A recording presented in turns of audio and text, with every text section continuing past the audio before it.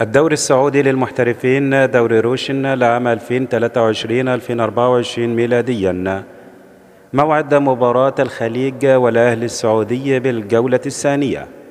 مباراة الخليج وأهل جدة اليوم الخميس 17/8/2023 ميلاديا 17 من أغسطس لعام 2023 على ملعب استاد الأمير محمد بن فهد، وتبدأ المباراة في تمام الساعة 9 مساء بتوقيت مكة المكرمة والقاهرة، والعاشرة مساء بتوقيت أبو ظبي ومسقط، والسابعة مساء بتوقيت تونس والجزائر والمغرب.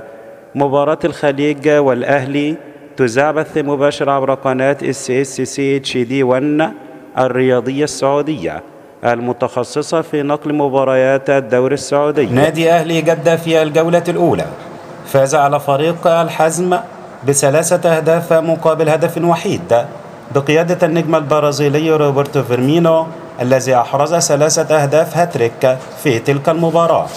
أما نادي الخليج في الجولة الأولى نال الهزيمة على يد فريق الفيحاء الذي فاز عليه ب3 أهداف مقابل هدف وحيد. وفي مباراة اليوم أمام أهلي جدة يقود هجوم نادي الخليج اللاعب محمد شريف لاعب الأهلي المصري السابق والمحترف بصفوف نادي الخليج في الوقت الحالي، فهي أول مباراة رسمية مع الخليج ضد أهلي جدة.